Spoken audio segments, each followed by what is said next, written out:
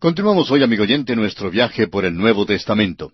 Proseguimos hoy nuestro estudio del Evangelio según San Mateo y llegamos al capítulo 27 de este primer libro del Nuevo Testamento. En este capítulo encontraremos los eventos que rodearon la crucifixión de Jesús. El Sanedrín entrega a Jesús ante Pilato, el arrepentimiento de Judas, el juicio ante Pilato, la liberación de Barrabás, la crucifixión, muerte y sepultura de Jesús, la tumba sellada y puesta bajo guardia. Estos son los aspectos que hemos de considerar aquí en el capítulo 27 del Evangelio según San Mateo. Llegamos ahora al hecho central del mensaje del Evangelio, la crucifixión de Jesús. El apóstol Pablo ha sintetizado el Evangelio a su más simple expresión en su primera carta a los Corintios, capítulo 15, versículos 3 y 4, donde dice: «Porque primeramente os he enseñado lo que asimismo recibí, que Cristo murió por nuestros pecados conforme a las Escrituras, y que fue sepultado, y que resucitó al tercer día conforme a las Escrituras». Mateo no cuenta los detalles de la crucifixión misma, tampoco ninguno de los escritores de los Evangelios lo hace. Ponen un manto de silencio alrededor de la cruz, y hay una reticencia reverente en todo lo que cuentan. No hay nada escrito aquí para satisfacer al curioso. Es como si el Espíritu Santo hubiera dicho: esto está más allá de la comprensión humana y no se puede profundizar el sufrimiento. La declaración sencilla de Mateo es: cuando le hubieron crucificado. Se da aquí muchos detalles e incidentes relacionados con la crucifixión, pero no se da un relato de la crucifixión misma. Aún Dios mismo puso un manto de obscuridad sobre la cruz durante las 3 últimas horas. El apóstol Pablo anhelaba entrar en los sufrimientos de Jesús. Y aquí debemos pausar y reverenciar maravillados. Vamos a caminar calladamente y quitarnos los zapatos, teniendo calzados los pies con el apresto del Evangelio, porque el lugar en que estamos, tierra santa es. Debemos pedir a Dios que nos dé una apreciación nueva y fresca de la muerte del Señor Jesucristo. La cruz marca el rechazo final y completo de Jesús en el Evangelio de Mateo. Esta es la negación enfática de los reclamos de Jesús de ser el Mesías. Él pidió un trono y le dieron una cruz. Reclamó la corona de David y le pusieron una corona de espinas. Por todas las normas ordinarias, la cruz significa derrota y fracaso. Por las normas de Dios, la cruz significa victoria y éxito. La cruz estaba en el programa de Dios y el camino a la corona fue por la vía de la cruz. El apóstol Pedro escribió más tarde en su primera carta, capítulo 1, versículo 11, que esto aconteció según los profetas cuando testificaron de los sufrimientos de Cristo y las glorias que vendrían tras ellos. Solo de él se pudo decir: el Rey está muerto, ¡viva el Rey! La cruz, por tanto, no es una idea de último minuto. Tampoco es una ambulancia que ha sido enviada con urgencia al sitio de un choque. Todos los eventos aquí suceden según el horario de Dios, y el Rey todavía manda. Sus enemigos afirmaron correctamente: Él dijo, dijeron ellos, soy Rey de los judíos. Pilato tenía razón cuando dijo: lo que he escrito, dijo, he escrito. Leamos entonces para comenzar los primeros 2 versículos de este capítulo 27 del Evangelio según San Mateo. Venida la mañana, todos los principales sacerdotes y los ancianos del pueblo entraron en consejo contra Jesús para entregarle a muerte. Y le llevaron atado y le entregaron a Poncio Pilato, el gobernador. Al terminar los apresadores de Jesús de jugar sus terribles trucos con él, Jesús había sido golpeado en forma cruel. El profeta Isaías nos dice en el capítulo 53 de su profecía que Jesús fue estropeado más que cualquier otro hombre.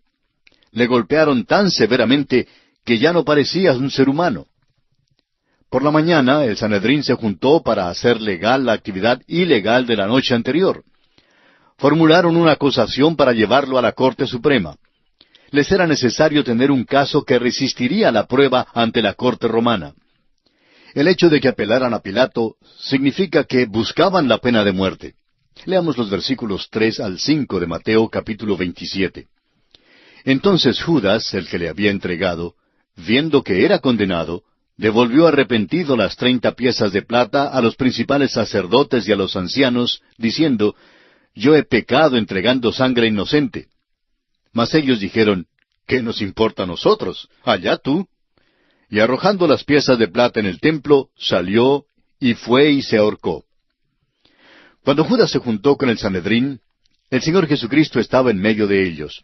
Judas no se arrepintió hacia el Señor, sino que se arrepintió él mismo, lo cual quiere decir que no sintió lástima por haber entregado a Jesús, sino por razón de que las cosas no marcharon como él las había planeado. El arrepentimiento de Judas fue la tristeza de la cual habla Pablo en su segunda carta a los Corintios, capítulo 7, versículo 10, donde dice, «Porque la tristeza que es según Dios produce arrepentimiento para salvación, de que no hay que arrepentirse. Pero la tristeza del mundo produce muerte». Ahora en el versículo 6 de Mateo 27 dice, «Los principales sacerdotes, tomando las piezas de plata, dijeron, no es lícito echarlas en el tesoro de las ofrendas, porque es precio de sangre». Note usted los escrúpulos piadosos y la hipocresía en cuanto a los ritos de estos príncipes religiosos. Era la plata de ellos mismos que Judas arrojó, pero ya no la podían usar en su tesorería. Tuvieron que buscarle otro uso. Ahora los versículos 7 al 10 dicen, «Y después de consultar, compraron con ellas el campo del alfarero para sepultura de los extranjeros. Por lo cual aquel campo se llama hasta el día de hoy campo de sangre. Así se cumplió lo dicho por el profeta Jeremías cuando dijo, «Y tomaron las 30 piezas de plata, precio del apreciado, según precio puesto por los hijos de Israel. Y las dieron para el campo del alfarero, como me ordenó el Señor». Estos príncipes religiosos, tan píos, compraron el campo del alfarero con el precio que se pagaba como indemnización por un asesinato.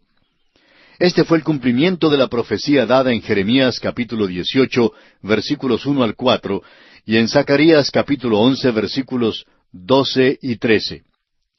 Ahora leamos el versículo 11 de Mateo capítulo 27. Jesús pues estaba en pie delante del gobernador, y éste le preguntó diciendo, ¿Eres tú el rey de los judíos? Y Jesús le dijo, Tú lo dices. La acusación original contra Jesús por el Sanedrín fue blasfemia por causa de su declaración de ser el Mesías. La acusación de blasfemia no tendría ningún valor en una corte romana. La acusación lanzada contra Jesús por el Sanedrín ante Pilato fue aquella de excitar una revolución contra Roma. Jesús admitió que él fuese el rey de los judíos, pero los hechos revelaban que él no había incitado ninguna revolución. Los versículos 12 al 14 dicen, «Y siendo acusado por los principales sacerdotes y por los ancianos, nada respondió. Pilato entonces le dijo, ¿No oyes cuántas cosas testifican contra ti? Pero Jesús no le respondió ni una palabra, de tal manera que el gobernador se maravillaba mucho. El Sanedrín quiso asegurarse de que las falsas acusaciones contra Jesús pegarían de veras. Pero Jesús rehusó contestar las falsas acusaciones, las cuales quedaron sin ser comprobadas. Él, amigo oyente, es el Cordero de Dios, y como oveja delante de sus trasquiladores, enmudeció y no abrió su boca. Así lo dice Isaías en el capítulo 53 de su profecía, versículo 7. Ahora veamos los versículos 15 y 16 de Mateo 27 que dicen, «Ahora bien, en el día de la fiesta acostumbraba el gobernador soltar al pueblo un preso, el que quisiesen. Y tenían entonces un preso famoso llamado Barrabás». El Evangelio de Mateo nos da muy pocos detalles en cuanto a la costumbre de soltar un preso durante la fiesta. Mateo da solamente las realidades sencillas acerca de la acusación de traición lanzada contra Jesús, lo cual no era base alguna como para crucificarlo. Otros habían incitado rebeliones, pero Jesús no era uno de ellos. Pilato se dio cuenta de que tenía un gran problema a su cargo y que debía dar con una solución. Quería complacer a estos líderes religiosos para mantener la paz en Jerusalén. También pensaba que no podía sentenciar arbitrariamente a la muerte al Señor Jesús. Pilato tenía en su custodia un preso famoso y notorio que se llamaba Barrabás. Este hombre era culpable de asesinato, robo, de traición y de muchos otros crímenes. Por eso Pilato decidió dejar que la multitud misma hiciera una decisión. Leamos los versículos 17 y 18 de Mateo, capítulo 27. Reunidos pues ellos, les dijo Pilato, ¿A quién queréis que os suelte? ¿A Barrabás o a Jesús llamado el Cristo? Porque sabía que por envidia le habían entregado. Pilato fue un político muy sagaz, como la mayoría de su clase lo son. Pudo ver lo que estaba pasando y estaba seguro que la multitud pediría que Barrabás fuera crucificado y que Jesús fuera suelto. Esto le daría un escape de la situación. Sin embargo, no resultó así tan fácil. Leamos ahora el versículo 19. Y estando él sentado en el tribunal, su mujer le mandó decir, «No tengas nada que ver con este justo, porque hoy he padecido mucho en sueños por causa de él». La esposa de Pilato era sumamente supersticiosa. Tal vez se involucraba en las religiones de misterio, y en este tipo de cosas bien podía haber lo satánico. No creemos que esta amonestación fuera de Dios. Si ella hubiera sido simplemente una mujer, habría investigado más en cuanto a Jesús para saber más en cuanto a él. Sin embargo, no lo hizo. Fue simplemente supersticiosa, y rogó a su esposo que no tuviera nada que ver con Jesús. Leamos juntos los versículos 20 al 24 de San Mateo, capítulo 27. Pero los principales sacerdotes y los ancianos persuadieron a la multitud que pidiese a Barrabás y que Jesús fuese muerto. Y respondiendo el gobernador les dijo, «¿A cuál de los dos queréis que os suelte?» Y ellos dijeron, «A Barrabás». Pilato les dijo, «¿Qué pues haré de Jesús llamado el Cristo?» Todos le dijeron, «Sea crucificado». Y el gobernador les dijo, «Pues, ¿qué mal ha hecho?» Pero ellos gritaban aún más, diciendo, «Sea crucificado». Viendo Pilato que nada adelantaba, sino que se hacía más alboroto, tomó agua y se lavó las manos delante del pueblo, diciendo, «Inocente soy yo de la sangre de este justo, allá vosotros». Pilato trató de evitar el hacer una decisión en cuanto a Jesús. Un análisis cuidadoso de la parte que tuvo Pilato en el juicio revelará que él fue enjuiciado y que Jesús fue el juez. Jesús no trató de escapar, pero Pilato sí lo intentó. Pilato buscó un escape fácil de estos políticos religiosos tan astutos. Les dio a escoger entre Barrabás y Jesús. Para él la decisión era obvia. Descubrió que querían que Jesús muriera solo por envidia. Pero Pilato no tomó en cuenta las profundidades hasta las cuales la religión puede hundirle cuando está mal encaminada. Quedó asustado cuando demandaron que soltara a Barrabás. Imagínese usted a un juez que le pide a una multitud enfurecida que haga su decisión en cuanto a lo que debe hacer con Jesús. En el versículo 23, Pilato realmente defiende a Jesús. En el rito de lavarse las manos, decidió que Jesús era inocente, y luego le entregó para ser crucificado. ¿Qué justicia romana es esta, amigo oyente? Amigo oyente, ¿qué le parece a usted Cristo? Este es el criterio que comprobará tanto su estado como su condición. No puede ser correcto en nada a menos que piense correctamente en cuanto a él. Pilato trató de lavarse las manos en cuanto a su decisión con respecto a Cristo, pero la sangre de Jesús todavía quedó en sus manos. Leamos ahora el versículo 25. Y respondiendo todo el pueblo dijo, «Su sangre sea sobre nosotros y sobre nuestros hijos». Esta declaración realmente ha sido cumplida. Hasta el día de hoy, el pueblo judío ha tenido que pagar un precio muy alto por rechazar a su Mesías. Y ahora el versículo 26. Entonces les soltó a Barrabás, y habiendo azotado a Jesús, le entregó para ser crucificado. Pilato fue un mero títere y un político común. Trató de evitar el hacer una decisión y hasta se lavó las manos. No le fue nada fácil. Qué ironía que el credo más antiguo dice, crucificado bajo Poncio Pilato. Pilato fue obligado a hacer una decisión en cuanto a Jesús y decidió rechazarlo. Sigamos mirando la secuencia de este juicio injusto en los versículos 27 al 32. Entonces los soldados del gobernador llevaron a Jesús al pretorio y reunieron alrededor de él a toda la compañía, y desnudándole le echaron encima un manto de escarlata, y pusieron sobre su cabeza una corona tejida de espinas, y una caña en su mano derecha, e hincando la rodilla delante de él, le escarnecían, diciendo, «Salve, Rey de los Judíos». Y escupiéndole, tomaban la caña y le golpeaban en la cabeza. Después de haberle escarnecido, le quitaron el manto, le pusieron sus vestidos, y le llevaron para crucificarle. Cuando salían, hallaron a un hombre de Cirene que se llamaba Simón. A éste obligaron a que llevase la cruz. Jesús fue sometido a una humillación abyecta y un sufrimiento único. Llegó a ser un juguete de una multitud cruel. Fue escarnecido y torturado de una manera terrible, horrible. Fue golpeado y estropeado a tal grado que probablemente ni podían identificarlo aquellos que lo conocían. Estaba tan débil a la hora que ya estaban listos para llevarlo al lugar de la crucifixión, que ni aún podía llevar su cruz, una cruz que aumentaba el sufrimiento del Señor. Veamos otros aspectos crueles de esta crucifixión en los versículos 33 al 36 de Mateo capítulo 27. Y cuando llegaron a un lugar llamado Gólgota, que significa lugar de la calavera, le dieron a beber vinagre mezclado con hiel, pero después de haberlo probado, no quiso beberlo. Cuando lo hubieron crucificado, repartieron entre sí sus vestidos, echando suertes, para que se cumpliese lo dicho por el profeta. Partieron entre sí mis vestidos, y sobre mi ropa echaron suertes. Y sentados le guardaban allí. Creemos que el lugar de la crucifixión es el Monte Calvario, del arqueólogo Gordon, porque es el lugar de la calavera. Es interesante notar que la cruz fue puesta sobre el lugar de la calavera, que representa la sabiduría del hombre. En su primera carta a los Corintios, capítulo 1, versículo 18, el apóstol Pablo nos dice, «Porque la palabra de la cruz es locura a los que se pierden, pero a los que se salvan, esto es, a nosotros, es poder de Dios». Al sufrir Cristo en la cruz, se sentaron y lo observaron. Este es el hecho más vil de todos los hechos humanos. ¿Por qué no se fueron para dejarlo morir a solas? La religión nunca ha descendido tan bajo. Creemos que Saulo de Tarso se encontraba entre aquella multitud.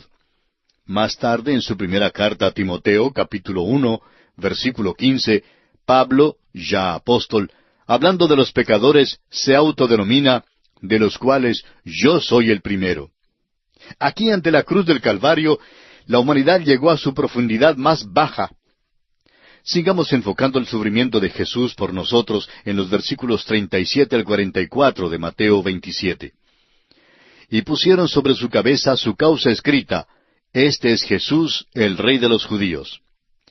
Entonces crucificaron con él a dos ladrones, uno a la derecha y otro a la izquierda. Y los que pasaban le injuriaban meneando la cabeza y diciendo, «Tú que derribas el templo y en 3 días lo reedificas, sálvate a ti mismo. Si eres hijo de Dios, desciende de la cruz». De esta manera, también los principales sacerdotes, escarneciéndole con los escribas y los fariseos y los ancianos, decían, «A otro salvó, a sí mismo no se puede salvar. Si es el Rey de Israel, descienda ahora de la cruz y creeremos en él. Confió en Dios, líbrele ahora si le quiere, porque ha dicho, soy hijo de Dios». Lo mismo le injuriaban también los ladrones que estaban crucificados con él. La acusación que usaron como pretexto para crucificar al Señor fue, «Este es Jesús, el Rey de los Judíos». Quizá parezca una declaración anómala decir que esta declaración era verdad. Pero no era verdad de la manera que ellos pensaban. Él no había encabezado ninguna insurrección contra Roma. Se ofreció a Israel y fue rechazado. Le exigieron que descendiera de la cruz si en verdad era el Hijo de Dios. Pero precisamente porque era el Hijo de Dios, no descendió de la cruz. No había nada que tuviera que comprobar en aquel momento. Estaba muriendo por los pecados del mundo, por los pecados suyos y por los pecados míos, amigo oyente. Cuando estos sabuesos por fin lo clavaron en la cruz, uno pensaría que habrían de haberse ido a sus casas para dejarlo morir en paz. En cambio, se quedaron allí hasta el último momento, burlándose de él, gozando de sus sufrimientos y gritando, «A otro salvó, a sí mismo no se puede salvar». Amigo oyente, esta es la declaración más verídica que sus atormentadores jamás hayan pronunciado. Porque para salvarnos a usted y a mí, Jesús tuvo que morir en la cruz. Si hubiera descendido de la cruz, nosotros tendríamos que ser hoy clavados en su lugar. Nosotros merecemos ser ejecutados por nuestros pecados. Lo merecemos, amigo oyente, porque somos culpables de una iniquidad crasa.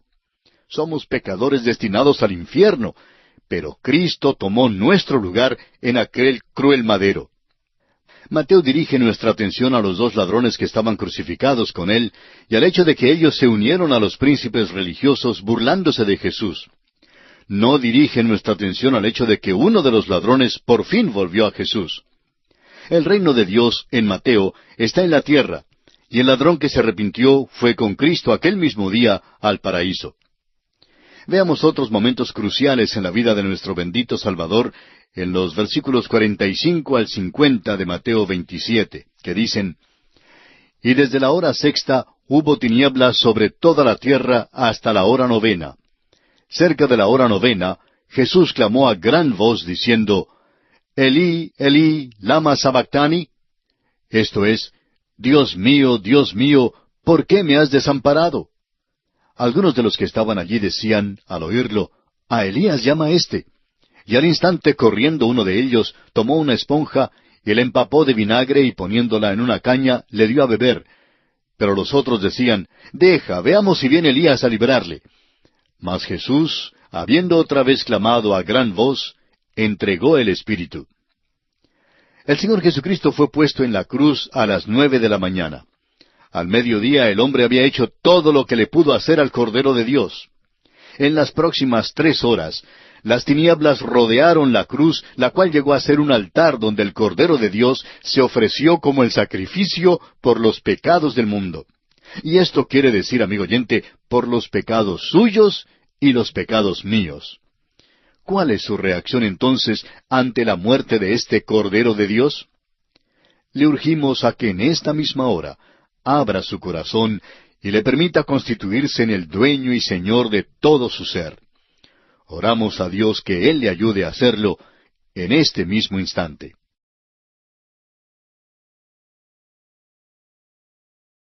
Continuamos hoy, amigo oyente, nuestro viaje por el Nuevo Testamento y nos estamos aproximando al final del estudio del Evangelio según San Mateo. En nuestro programa anterior estábamos considerando la crucifixión del Señor Jesucristo y concluimos diciendo que Mateo, al hablar de los 2 ladrones que estaban crucificados con el Señor, nos dice que ellos se unieron a los príncipes religiosos para burlarse de Jesús. No menciona el hecho de que uno de los ladrones por fin volvió a Jesús. Es que el reino de Dios en Mateo está en la tierra. El ladrón que se arrepintió fue con Cristo aquel mismo día al paraíso. Dijimos además que el Señor Jesucristo había sido clavado en la cruz a las 9 de la mañana. Al mediodía, el hombre había hecho todo lo que podía haberle hecho al Cordero de Dios.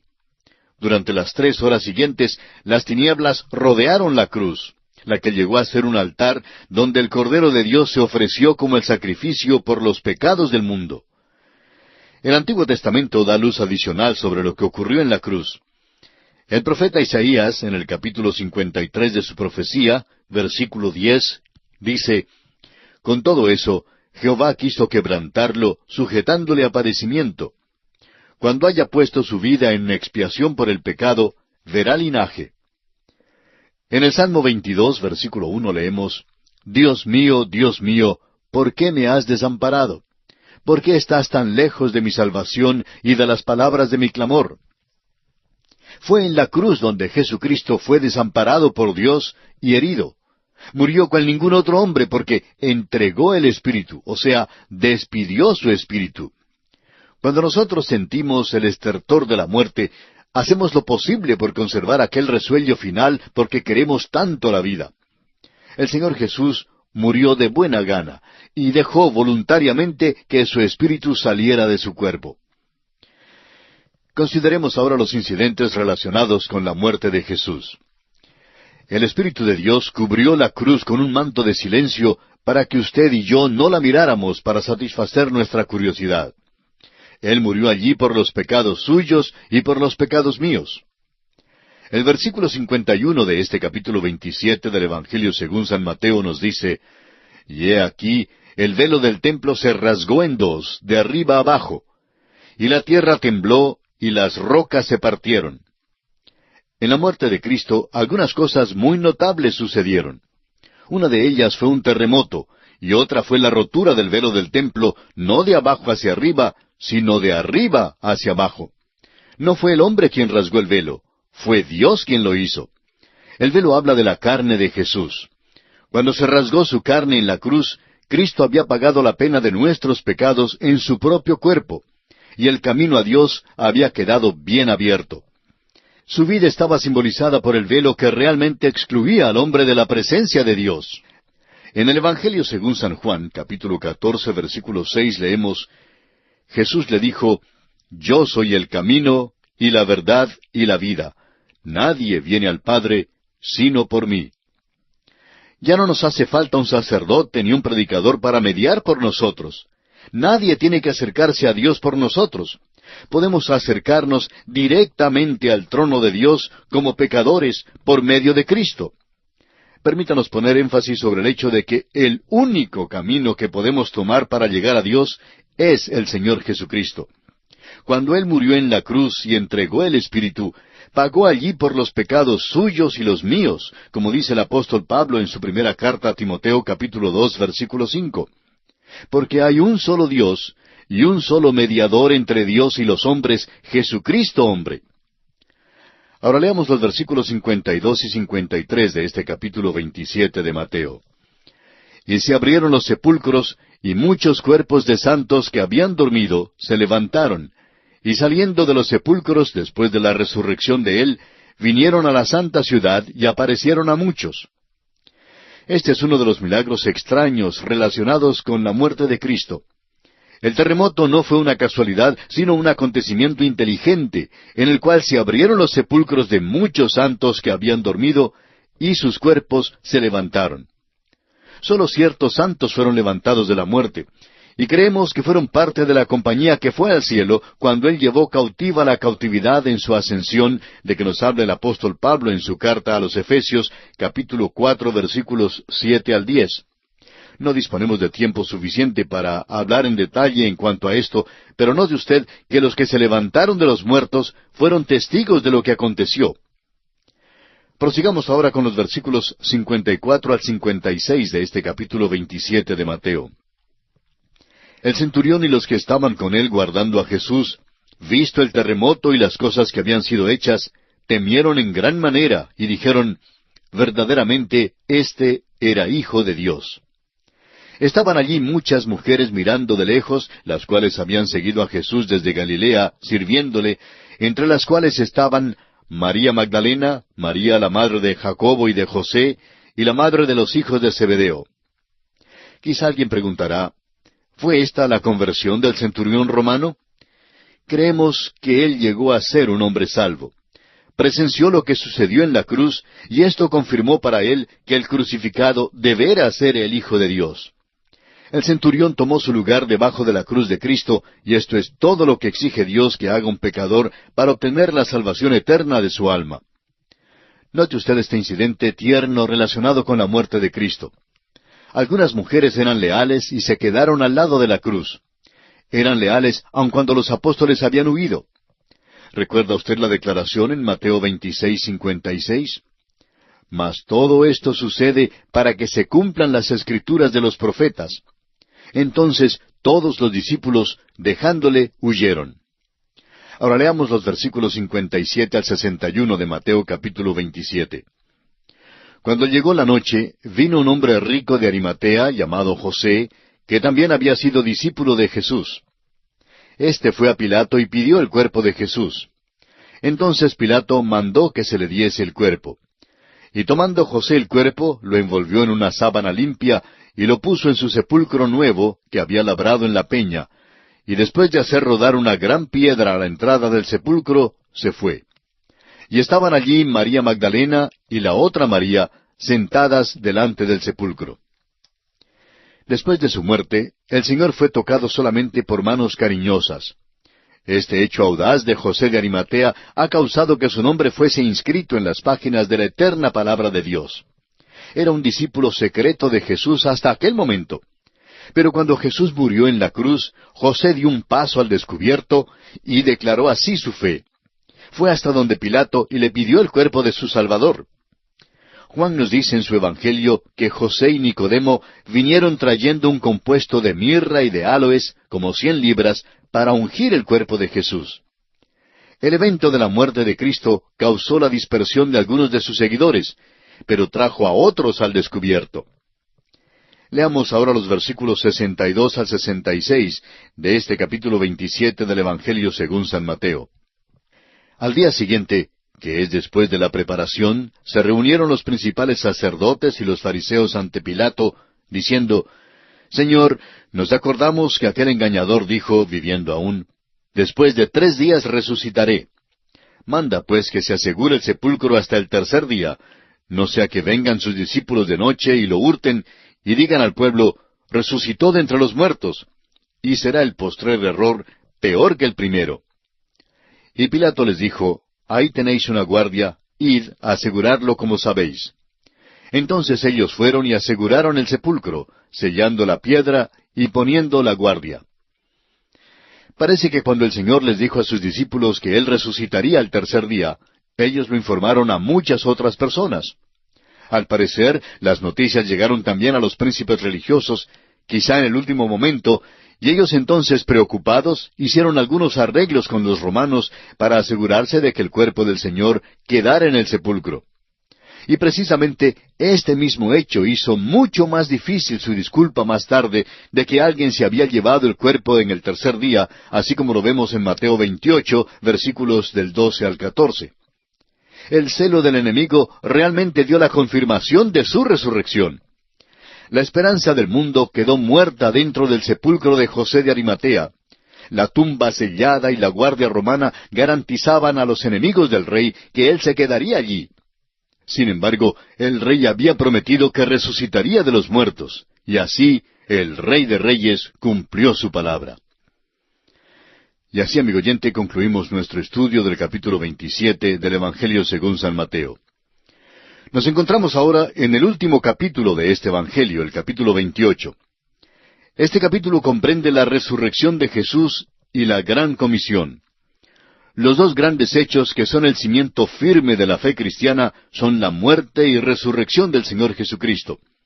El apóstol Pablo en su primera carta a los Corintios, capítulo 15, versículos 3 y 4, confirma esto diciendo, «Porque primeramente os he enseñado lo que asimismo recibí, que Cristo murió por nuestros pecados conforme a las Escrituras, y que fue sepultado y que resucitó al tercer día conforme a las Escrituras». El apóstol Pablo, autor de la mayor parte del Nuevo Testamento, escribió estas palabras bajo la guía del Espíritu Santo. Ambos hechos son esenciales para la fe salvadora. El hecho singular del Evangelio es la resurrección. Todas las otras religiones registran la muerte de su líder, pero sólo la fe cristiana registra la resurrección de su fundador. Todos los otros líderes religiosos han quedado muertos. En cambio, sólo Jesús vive. Es importante e imperativo que lo sepamos. Ningún escritor de los Evangelios da todos los detalles que tienen que ver con la resurrección. Cada uno cuenta aquel aspecto de la resurrección que contribuye al adelanto del propósito específico que el Espíritu Santo tenía en consideración. Por eso, los 4 Evangelios presentan un cuadro de varios componentes. Ningún escritor busca dar la historia entera, sino la parte que sirva a su propósito. Todos los relatos de los Evangelios deben ser juntados para obtener un cuadro total, y ningún conflicto ni contradicción aparecerá entre ellos. Mateo presenta a Jesús como el Rey.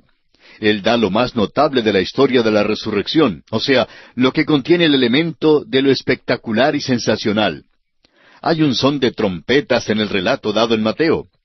En Mateo, por ejemplo, hay el terremoto, el descenso del ángel, la piedra quitada, los guardias, y el esfuerzo de los príncipes religiosos por encubrir el hecho del sepulcro vacío. Compare usted el relato de Lucas, por ejemplo. Hay una quietud y un tono sumiso que caracteriza el propósito de Lucas. Las mujeres llegan en la tranquilidad de la madrugada y encuentran que la piedra ya había sido removida. El Señor Jesús aparece sin ser reconocido por los discípulos en el camino oscuro a Emaús, y luego a los discípulos en un cuarto secreto de una casa cuya dirección no es conocida. Lucas cuenta la historia humana. Mateo, por su parte, presenta a Cristo en su oficio majestuoso. Ambas historias son exactas, así como lo son las historias de todos los 4 evangelios, pero son presentadas desde 4 puntos de vista diferentes. La gran comisión en Mateo ha sido una fuente de controversia entre 2 grupos extremos en la iglesia. Un grupo cree que la llamada Gran Comisión contiene el único mandamiento para la iglesia. Otros creen que la Gran Comisión no tiene significado para el día de hoy y que debe ser excluida del programa de la iglesia. ambos puntos de vista extremos nos parecen igualmente incorrectos. Hemos tratado de enseñar que el Evangelio según San Mateo tiene una aplicación directa para nosotros y por tanto la Gran Comisión tiene una aplicación para nosotros hoy en día. Eso no quiere decir, sin embargo, que no encontremos un significado final y más lleno en el futuro. También es obvio que Mateo no dio la historia completa de la resurrección ni nos dio toda la comisión. La comisión en el Evangelio según San Mateo debe ser considerada con Hechos, capítulo 1, versículo 8, tanto como con los otros 3 evangelios. Todos estos dan un mandamiento completo, tanto para el presente día como para el futuro. Hay una palabra final de introducción que debe ser mencionada al llegar a este capítulo final. En el Evangelio según Mateo encontramos la gran comisión, pero no es la comisión sino la omisión la que es impresionante. No se menciona la ascensión en el Evangelio según San Mateo. El reino es asociado e identificado con esta tierra. Es el reino de los cielos en la tierra. El rey pertenece a la tierra. Leamos entonces el primer versículo de este capítulo 28 de Mateo. Pasado el día de reposo, al amanecer del primer día de la semana, vinieron María Magdalena y la otra María a ver el sepulcro. Hay una sugerencia pertinente aquí en la declaración, pasado el día de reposo, al amanecer del primer día de la semana. Y es que la dispensación vieja de la ley estaba moribunda, y que el nuevo día de la gracia estaba comenzando. Jesús estaba muerto en el día de reposo, pero estaba vivo en el primer día de la semana. Nosotros estamos muertos a la ley, pero vivos a Cristo. El día de reposo pertenece al viejo orden. El primer día pertenece al nuevo día. Ahora es difícil identificar a la otra María que se menciona aquí en este versículo. La tradición declara que ella era la madre de Jacobo y José. Leamos entonces el versículo 2. Y hubo un gran terremoto, porque un ángel del Señor descendió del cielo, y llegando removió la piedra, y se sentó sobre ella. Estos hechos son sensacionales. El terremoto, el descenso del ángel y la piedra removida. Hubo un terremoto cuando se instituyó la ley. Así lo vemos en Éxodo capítulo 19, versículo 18. Hubo un terremoto en el tiempo de la crucifixión del Señor. Así lo vimos en el versículo 51 del capítulo 27 de Mateo. La resurrección nos fue presentada con un terremoto. Y ahora, aquí hay un aspecto que quisiéramos que usted note con toda atención. Y es que el ángel no quitó la piedra para dejar salir a Jesús. Jesús ya estaba fuera de la tumba. La piedra fue quitada para dejar entrar a sus seguidores. Leamos ahora los versículos 3 y 4 de Mateo 28. Su aspecto era como un relámpago, y su vestido blanco como la nieve. Y de miedo de él, los guardas temblaron y se quedaron como muertos. Es interesante notar la descripción del ángel, porque esto es muy excepcional en las Escrituras. Otras descripciones puede usted notarlas en Daniel capítulo 10, versículo 6, y también en Apocalipsis capítulo 10, versículo 1. Leamos ahora los versículos 5 al 7 de Mateo 28. Mas el ángel, respondiendo, dijo a las mujeres, No temáis vosotras, porque yo sé que buscáis a Jesús, el que fue crucificado. No está aquí, pues ha resucitado como dijo. Venid, ved el lugar donde fue puesto el Señor. E id pronto y decid a sus discípulos que ha resucitado de los muertos, y he aquí va delante de vosotros a Galilea. Allí le veréis. He aquí os lo he dicho. Cuando lo sobrenatural toca lo natural, siempre es con una palabra para aliviar el temor. Por tanto, el ángel dijo, No temáis. El ángel dio el divino anuncio de la resurrección. El cuerpo de Jesús no estaba ya en la tumba. Había salido antes que la piedra se quitara. Más tarde él entró en un cuarto, estando las puertas cerradas. El cuerpo glorificado de Jesucristo fue radicalmente diferente al cuerpo que recibió en Belén cuando nació. A este punto, el anuncio angelical ha cesado. De aquí en adelante el mensaje será expuesto por labios humanos diciendo, Ven y ve, anda y dilo. Pero antes de todo intento de testificar de estas verdades divinas, es necesario tener en primer lugar una inquebrantable convicción de la verdad de la resurrección de Jesús. Hay que tener la convicción de que Cristo murió por los pecados suyos y míos, amigo oyente, y que fue sepultado conforme a las Escrituras.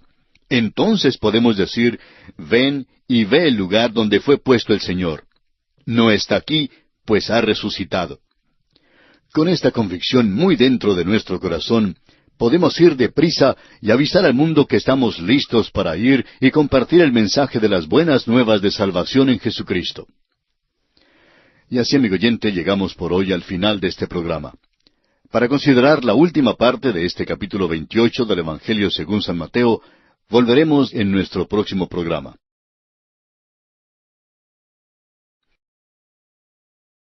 Continuamos hoy, amigo oyente, nuestro recorrido por el Evangelio según San Mateo. Vamos a leer una vez más los versículos 5 al 7 de este capítulo 28 de Mateo, que fueron considerados al final de nuestro programa anterior. Mas el ángel respondiendo, dijo a las mujeres, No temáis vosotras, porque yo sé que buscáis a Jesús, el que fue crucificado. No está aquí, pues ha resucitado, como dijo. Venid, ved el lugar donde fue puesto el Señor. E id pronto y decid a sus discípulos que ha resucitado de los muertos, y he aquí va delante de vosotros a Galilea. Allí le veréis, he aquí os lo he dicho. Al finalizar nuestro programa anterior dijimos de este pasaje bíblico que cuando lo sobrenatural toca lo natural, siempre es con una palabra para aliviar el temor.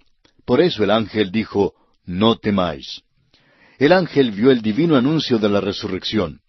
El cuerpo de Jesús, como dijimos en nuestro programa anterior, no estaba en la tumba. Había salido antes de que la piedra fuera quitada. Más tarde entró en un cuarto estando trancada la puerta.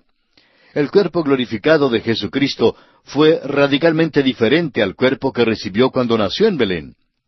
El anuncio angélico cesó aquí. De aquí en adelante, los anuncios serían dados por labios humanos. Venid, ved, id pronto y decid. Este es el método del Señor. Y me seréis testigos. Debían recibirlo en Galilea. El ministerio posterior a la resurrección de Jesús en Galilea es esencial para nosotros. Antes de que podamos ser testigos, debemos tener asentado en nuestras mentes el hecho de que Jesús murió y resucitó de entre los muertos. Consideremos ahora la aparición de Jesús a las dos Marías, y para ello leamos los versículos 8 al 10 de este capítulo 28 de Mateo. Entonces ellas, saliendo del sepulcro con temor y gran gozo, fueron corriendo a dar las nuevas a sus discípulos. Y mientras iban a dar las nuevas a los discípulos, he aquí Jesús les salió al encuentro diciendo, Salve.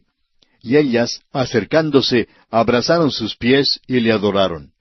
Entonces Jesús les dijo, No temáis, id, dad las nuevas a mis hermanos, para que vayan a Galilea y allí me verán.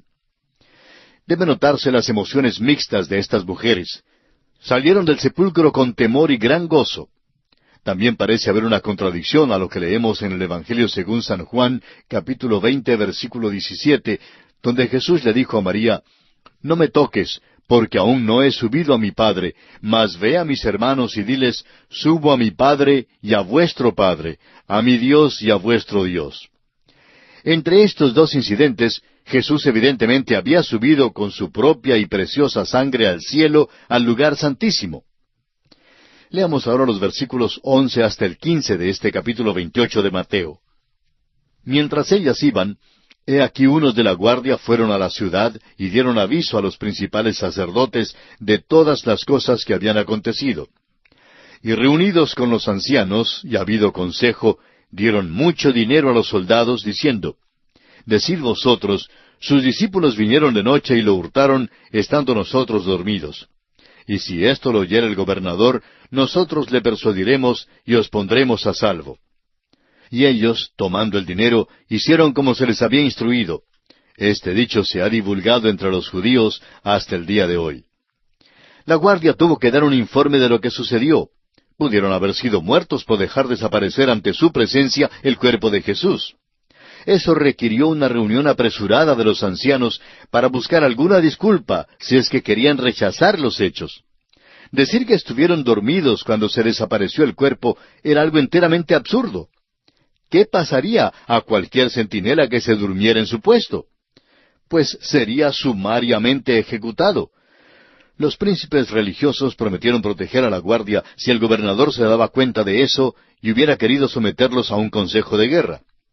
Un soborno, pues, ayudó a persuadirlos a ofrecer esta débil disculpa. Esta fue la disculpa del primer siglo para dar una explicación sobre la resurrección. La incredulidad ya ha tenido 19 siglos para reflexionarla, pero hoy en día existen otras disculpas.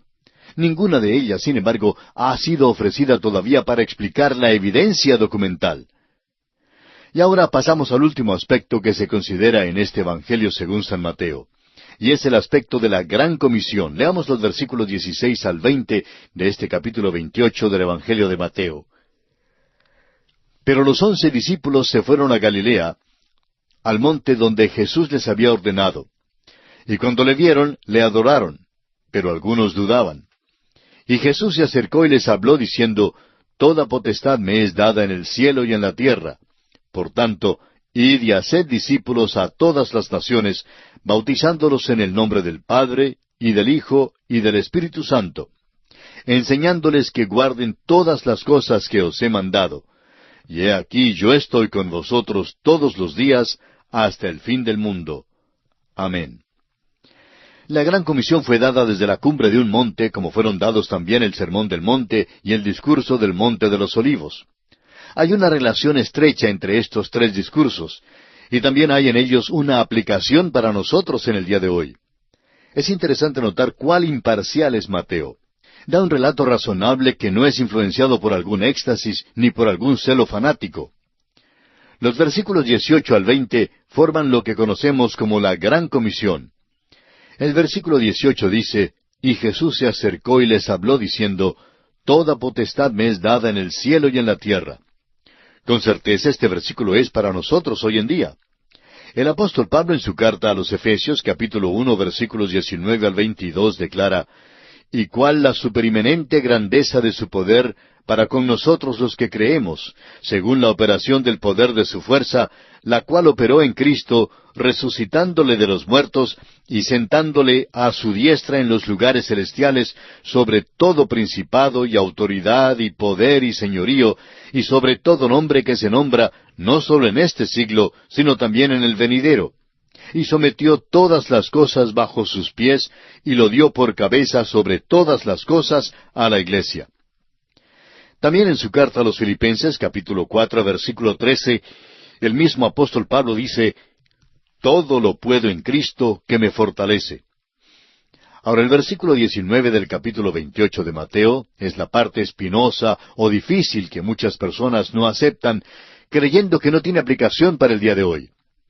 Una consideración cuidadosa revelará que hay un paralelo notable en Hechos, capítulo 1, versículo 8, donde dice, Pero recibiréis poder cuando haya venido sobre vosotros el Espíritu Santo, y me seréis testigos en Jerusalén, en toda Judea, en Samaria y hasta lo último de la tierra. La enseñanza es parte de la obra de la Iglesia. El bautismo de agua en el nombre de la Trinidad ha sido practicado por la Iglesia desde el principio. Aún el apóstol Pablo, quien no fue enviado para bautizar, practicó este rito de la Iglesia primitiva. En su primera carta a los Corintios, capítulo 1, versículos 14 al 16, dice el apóstol Pablo, Doy gracias a Dios de que a ninguno de vosotros he bautizado, sino a Crispo y a Gayo, para que ninguno diga que fuisteis bautizados en mi nombre. También bauticé a la familia de Estéfanas. De los demás, no sé si he bautizado a algún otro. La única razón por la cual el apóstol Pablo dio gracias de que no había bautizado a ninguno, sino a aquellos que son mencionados, fue el hecho de que algunos pudieran pensar que bautizó en su propio nombre y no en el nombre de la Trinidad. Esta práctica fue adoptada desde muy temprano. Evidentemente los primeros discípulos lo entendieron que era igual para aquel día. La enseñanza de Jesús no solo se halla en los Evangelios, sino también en las epístolas. Un ejemplo se encuentra en la primera epístola del apóstol Pablo a los Tesalonicenses, capítulo 4, versículo 2, donde leemos, Porque ya sabéis qué instrucciones os dimos por el Señor Jesús. Volviendo ahora al capítulo 28 del Evangelio según San Mateo, encontramos que el versículo 20 no habla en cuanto al fin del mundo, sino al fin de la edad. Esta comisión continuará hasta el tiempo cuando venga el Señor para establecer su reino. Estas son las órdenes finales del Rey. No las tratemos, pues, con ligereza, sin seriedad. El hecho importante es que el Rey está con nosotros hoy en día por medio de su Espíritu. Él mismo dijo por medio del apóstol Juan, en el capítulo 14, versículos 16 al 18, lo siguiente: Y yo rogaré al Padre, y os dará otro Consolador, para que esté con vosotros para siempre, el Espíritu de verdad, al cual el mundo no puede recibir porque no le ve ni le conoce. Pero vosotros le conocéis porque mora con vosotros y estará en vosotros. No os dejaré huérfanos, vendré a vosotros. El Evangelio según San Mateo, pues, nos enseña que Jesucristo nació siendo Rey, vivió como Rey, murió como Rey y resucitó Rey. Amigo oyente, Cristo viene de nuevo a la tierra como el Rey de Reyes y el Señor de Señores. ¿Está usted preparado para recibirle? Y ahora, en los pocos minutos que nos restan, quisiéramos hacer un breve repaso acerca de lo que hemos estudiado en este Evangelio según San Mateo. El capítulo 1 nos presentó la genealogía de Jesucristo y la historia del nacimiento virginal de Jesús. El capítulo 2 nos habló sobre la visita de los magos después del nacimiento del Señor Jesús, la huida a Egipto y el regreso a Nazaret.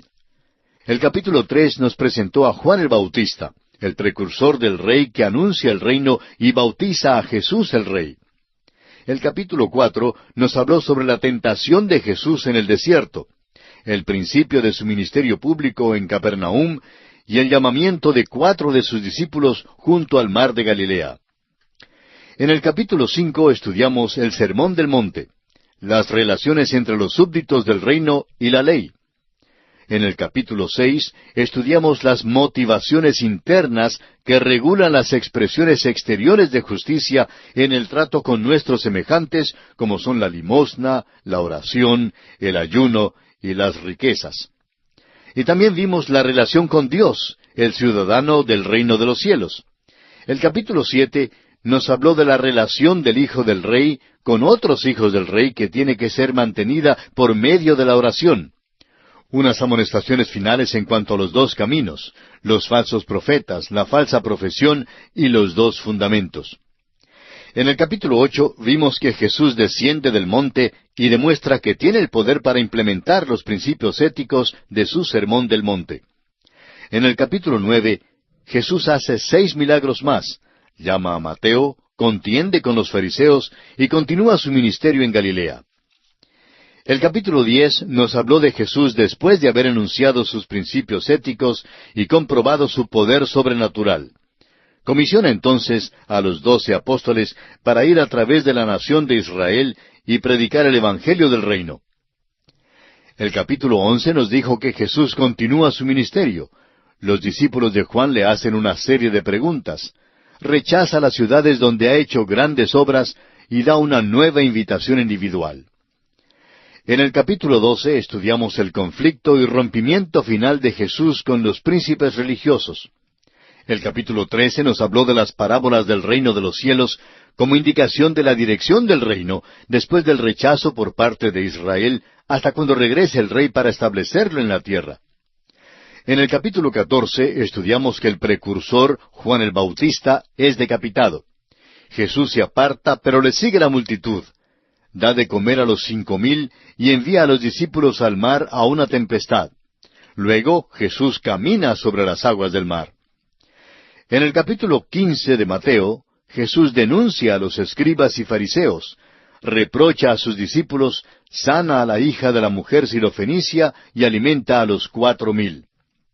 En el capítulo 16, Jesús continúa su controversia contra los fariseos y saduceos.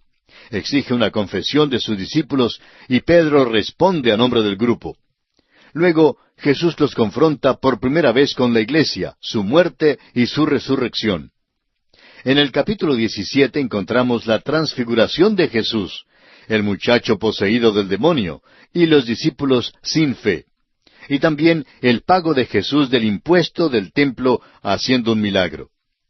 El capítulo 18 nos presenta al niño pequeño, la oveja perdida, la conducta de la iglesia venidera y la parábola con respecto al perdón. En el capítulo 19 encontramos que Jesús entra en Judea, proclama la norma de Dios para el matrimonio. Presenta el único motivo lícito para el divorcio. Bendice a los niños, se encuentra con un joven rico y nombra las recompensas de sus apóstoles en el reino venidero. El capítulo 20 nos presenta la parábola de los obreros de la viña. Jesús da el cuarto y quinto anuncio de su muerte venidera, mientras la madre de Jacobo y Juan pide el puesto a la derecha y a la izquierda para sus hijos. Y finalmente, Jesús da vista a dos ciegos a orillas del camino. En el capítulo 21 vimos que Jesús entra oficialmente en Jerusalén, purifica el templo, maldice la higuera, es desafiado por los principales sacerdotes y ancianos, los condena por medio de las parábolas de los dos hijos y de los labradores malvados. Ahora, en el capítulo 22 vimos que Jesús da la parábola del banquete de bodas para el hijo del rey. Contesta y hace callar a los herodianos, a los saduceos y a los fariseos. En el capítulo 23, Jesús advierte a la multitud en cuanto a los escribas y los fariseos, pronuncia los ayes sobre los escribas y los fariseos y llora sobre Jerusalén. En el capítulo 24, los discípulos le hacen 3 preguntas a Jesús y Él contesta 2 de ellas con respecto a la señal del fin de la edad y la señal de su venida. En el capítulo 25 vimos la continuación del discurso del Monte de los Olivos, la parábola de las 10 vírgenes y de los talentos y el juicio de las naciones gentiles. En el capítulo 26 estudiamos los últimos eventos en la vida de Jesús antes de la cruz, el complot para prenderle, la unción por parte de María de Betania, Judas Iscariote lo vende, la última Pascua y la primera cena del Señor, el anuncio de la negación de Pedro, la agonía en Getsemaní. Vemos que Judas lo entrega, los principales sacerdotes lo arrestan, lo traen ante Caifás y el Sanedrín, y finalmente la negación de Pedro. El capítulo 27 nos habla de los eventos que rodearon la crucifixión de Jesús. El Sanedrín le entrega a Pilato, el arrepentimiento de Judas, el juicio ante Pilato, la liberación de Barrabás, la crucifixión, muerte y sepultura de Jesús puesta bajo guardia. Y en el capítulo 28 vimos la resurrección de Jesús y la gran comisión. Y así, amigo oyente, concluye el Evangelio según San Mateo.